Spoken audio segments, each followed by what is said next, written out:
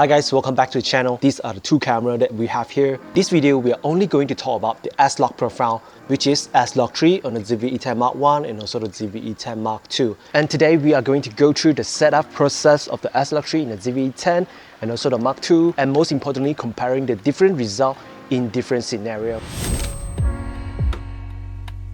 To set up your ZV-E10, first go to the menu or function button and go to the picture profile. Here you have a lot of picture profile to choose. You can go to picture profile 8 or PP9. So in this case here, I'm choosing PP9. And for the color mode, I will choose sgamma3.cine.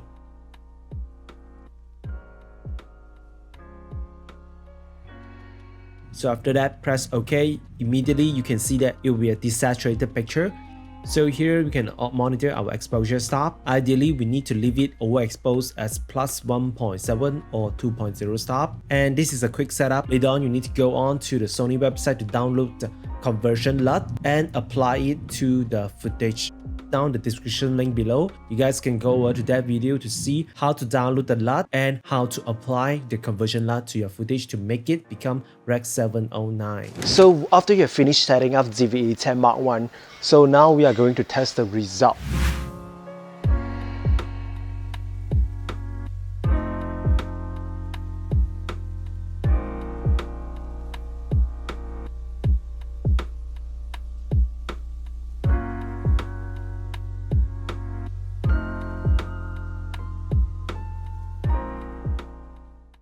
What about the ZV-E10 2?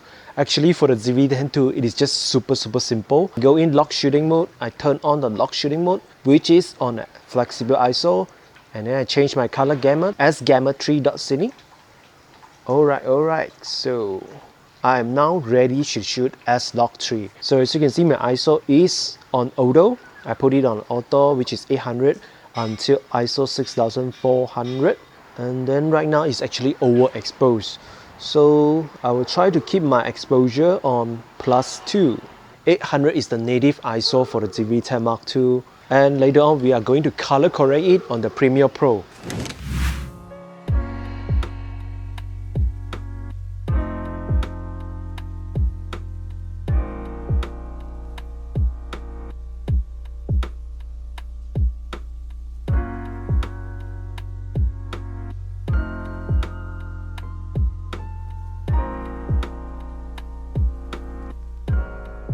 Alright, so both cameras is on 1/2000 shutter speed, f1.8, and the exposure stop is +2.0. Another thing I need to set is the white balance. Make sure you doesn't really change your white balance so often, because it will significantly change the video quality as well. Sometimes you might see some purple or green tints on your films, so let's try.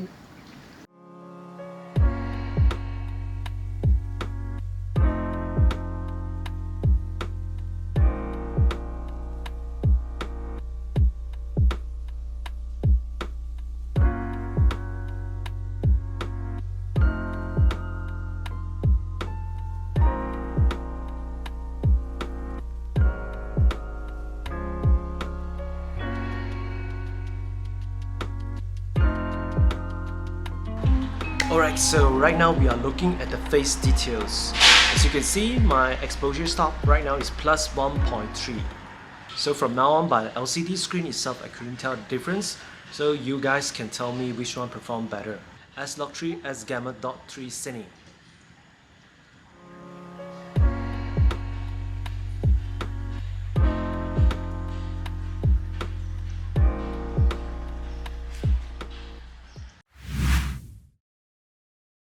Alright guys, so this is what will happen when you are exposing normally. I am not exposing to the right, which means I'm not actually overexposing.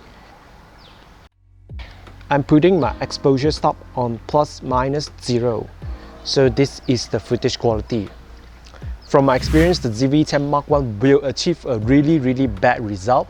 It will have a lot of color grain, and on ZV-E10 2, it is still usable because of the 10-bit color. So this is one of the big differences that the ZV-E10 will be able to achieve as compared to the ZV-E10 Mark 1. So this is exposure stop +1.0. I still think that plus 1.0 is not enough for the ZV-E10 Mark 1 because of the limitation of 8-bit colors. But yep, you can see the difference in post-processing.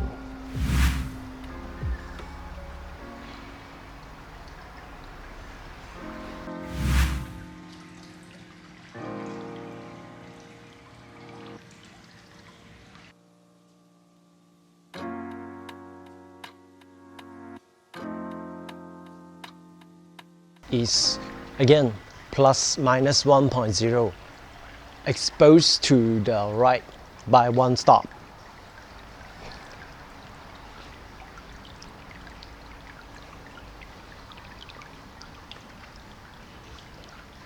And now I'm on the ZV-E10 Mark II, and for the exposure it is plus 2.0. I am exposing to the right. So this is the optimal result you can achieve with the ZV-E10 when you are in outdoor scenarios. And you can see my face details. Now I'm hand holding the camera, as you can see. The ISO is fixed on 800 and f2.8, 1/800 shutter speed. I'm on ZV-E10 Mark I. So this is the exposure of plus 2.0. I believe this is one of the most optimal setting that you can get when you are in outdoor scenarios and you want to use the S-Log 3 on the Sony ZV-E10 with its 8-bit color. So can you see my face details? It is all good.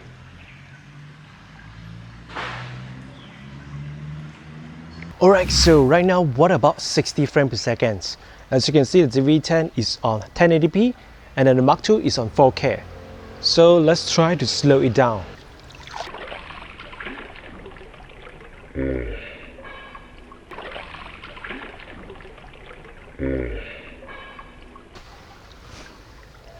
Yeah, how do you think about my hairstyle today?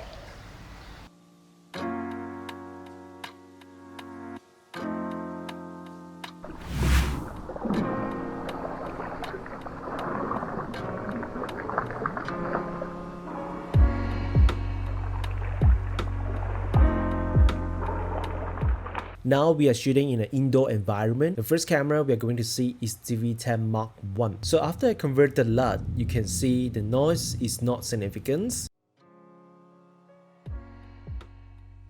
Once I reduce down to overexposed by one stop, you can see there is certain noise in the background, especially my laptop there. Can you see the color noise there?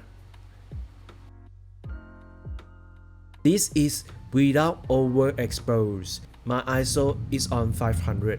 This one is after I convert the LUT with the standard Sony conversion LUT. The image is totally unusable. Again, for the ZV-E10 Mark II, plus 2.0 exposure.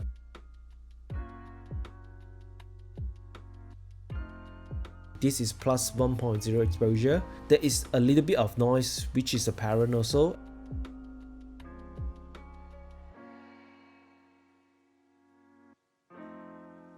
And this one is 0 stop, which is again usable as compared to the ZV-E10 Mark I.